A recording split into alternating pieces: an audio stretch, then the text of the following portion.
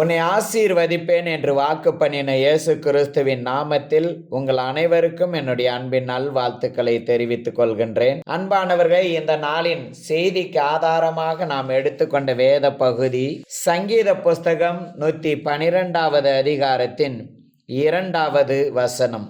அவன் சந்ததி பூமியில் பலத்து இருக்கும், செம்மையானவர்களின் வம்சம் ஆசீர்வதிக்கப்படும். இந்த பூமியில் இருக்கிறதான எல்லா மனிதர்களும் வசதியோடு வாழ வேண்டும் என்று விரும்புகிறார்கள், ஆசீர்வாதமாக இருக்க வேண்டும் என்று நினைக்கிறார்கள். அந்த நினைவு தவறானது அல்ல. ஒரு மனிதன் மகிழ்ச்சியாகவும் சந்தோஷமாகவும் ஆசீர்வாதமாகவும் சமாதானத்துடனும் இந்த பூமியில வாழ வேண்டும். கடவுள் நம்மை ஆசீர்வதிக்கிறவராக இருக்கின்றார். நம்மை ஐஸ்வர்யவான்களாக மாற்றும்படிக்கு அவர் தரித்திரர் ஆனார் என்று வேதம் நமக்கு எடுத்து சொல்லுகிறது. நாம் ஆசீர்வதிக்கப்பட்டவர்களாகவும் மற்றவர்களுக்கு ஆசீர்வாதத்தை பகிர்ந்து கொடுக்கிறவர்களாகவும் இருக்க வேண்டும் என்று கடவுள் விரும்புகின்றார்.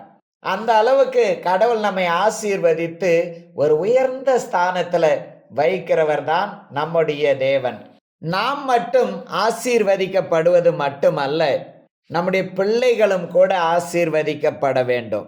அந்த கிறிஸ்துவின் சந்தோஷம் நம்மோடு கூட முடிந்து விடக்கூடாது. கடவுளுடைய ஆசீர்வாதம் நம்மோடு கூட முடிந்து விடக்கூடாது. நமக்கு பின்னாக வருகிற நம்முடைய சந்ததிகளுக்கும் நம்முடைய பிள்ளைகளுக்கும் நம்முடைய வம்சங்களுக்கும் அந்த தெய்வீக ஆசீர்வாதம் கடந்து போக வேண்டும். பாருங்க, பிள்ளைகளை குறித்து நினைக்காதவர்களே இருக்க மாட்டார்கள்.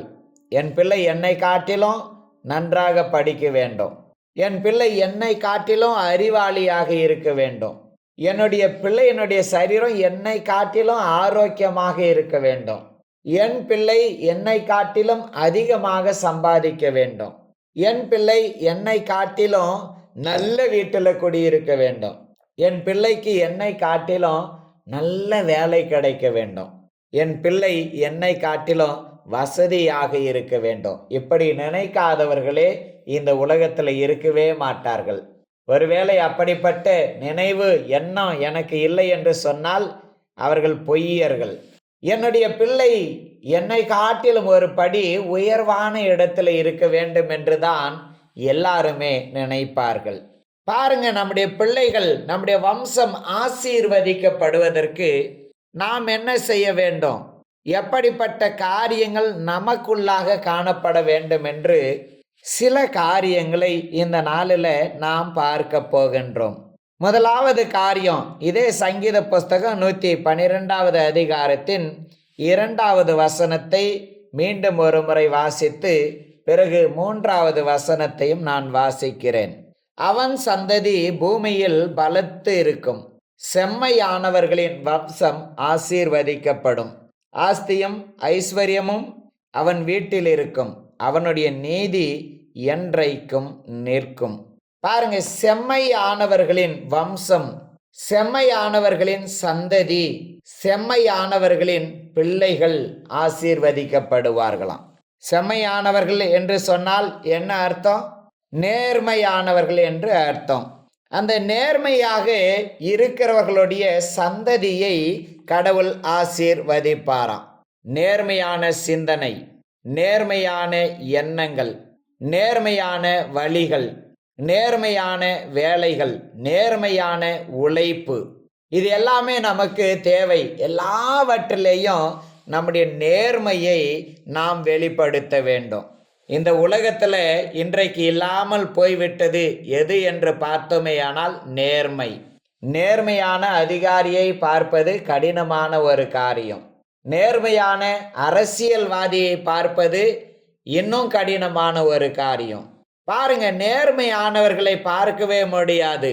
அரசியல்வாதிகளும் நேர்மையானவர்களாக இல்லை, ஆட்சி பொறுப்பில் இருக்கிறவர்களும் நேர்மையானவர்களாக இல்லை, அதிகாரிகளும் நேர்மையானவர்களாக இல்லை. மேசைக்கு கீழாக பணத்தை வைத்தால்தான் மேசைக்கு மேலே கையெழுத்து போடுவார்கள், இல்லைன்னா கையெழுத்து போட மாட்டார்கள். அதுதான் உலகம். நேர்மையான ஒரு மனுஷனை பார்ப்பது என்பது இன்றைக்கு மிகவும் கடினமாகத்தான் இருக்கிறது. அப்படி நேர்மையாக ஒருவன் இருந்தால் அவனை பிழைக்க தெரியாதவன் என்று ஏளனமும் பண்ணுவார்கள். ஆண்டவர் இந்த நேர்மையானவர்களுடைய சந்ததியை ஆசீர்வதிக்கிறாராம். மற்றவர்கள் லஞ்சம் வாங்குவது போல நாம் லஞ்சம் வாங்கக்கூடாது. அது சாபமான ஒரு காரியம். லஞ்சம் வாங்குகிறவன் தன்னுடைய வீட்டை கலைக்கிறான் என்று வேதம் சொல்லுகிறது. தன்னுடைய பிள்ளைகளுக்கு அவன் ஆசீர்வாதத்தை அல்ல, சாபத்தையே சம்பாதிக்கிறானாம். பாருங்க, ரயில் வண்டியில் போனா டிடிஆர் கிட்ட லஞ்சம், எங்க போனாலும் லஞ்சம், எங்க போனாலும் லஞ்சம்.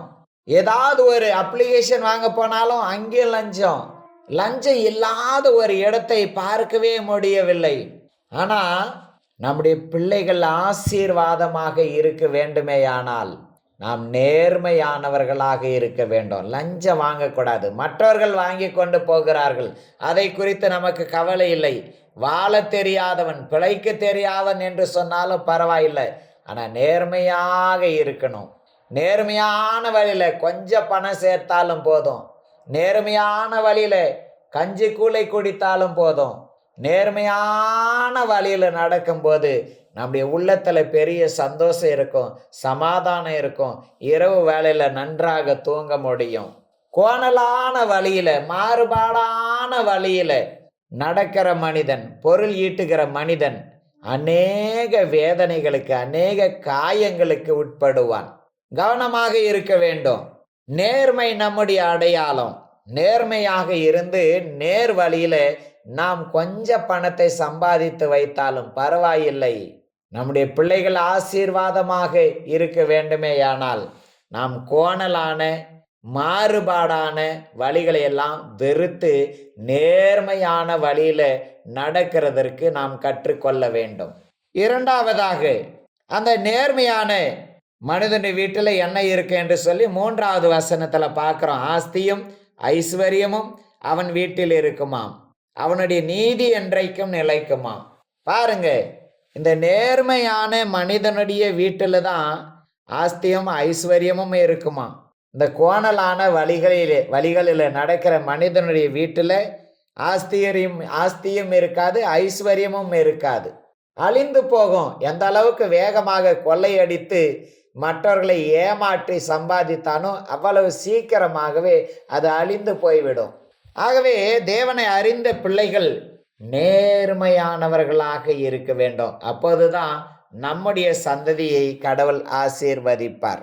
அடுத்து ஒரு காரியமாக, நம்முடைய சந்ததி ஆசீர்வதிக்கப்படுவதற்கு நாம் என்ன செய்ய வேண்டும் என்று நீதிமொழிகளின் புஸ்தகத்தில் சாலமோன் ஒரு காரியத்தை எழுதி வைத்திருக்கிறதை 20வது அதிகாரத்தின் 7வது வசனத்தில் நாம் பார்க்கின்றோம். நீதிமான் தன் உத்தமத்திலே நடக்கிறான், அவனுக்கு பிறகு அவன் பிள்ளைகளும் பாக்கியவான்களாயிருப்பார்கள். பாருங்க, நேர்மையான வழியில நடக்கணும், நேர்மையான வழியில பணம் சம்பாதிக்கணும், நேர்மையாய் வாழணும். அப்போதுதான் நம்முடைய பிள்ளைகள் ஆசீர்வதிக்கப்படுவார்கள். இரண்டாவதாக, நாம் உத்தமமாய் நடக்கணும். ஆண்டவர் நமக்கு நீதிமான் என்ற பெயரை கொடுத்தது உத்தமமாய் நடக்கிறதற்கு தான். ஒரு மனிதன் தன்னுடைய பிள்ளைகளுக்கு முன்பாக உத்தமமாய் நடக்கணும். அதையெல்லாம் அவங்க பிள்ளைகள் பார்க்க வேண்டும். அப்படி பார்த்தாதான் அவனுடைய பிள்ளைகள் ஆசீர்வதிக்கப்பட்ட பாக்கியவான்கள் என்று சொல்லுகிற சந்ததிகளாக இருக்கும். நம்முடைய உண்மையை, நம்முடைய உத்தமத்தை நம்முடைய பிள்ளைகள் எல்லாரும் பார்க்கணும். திறந்த ஒரு மனுஷன்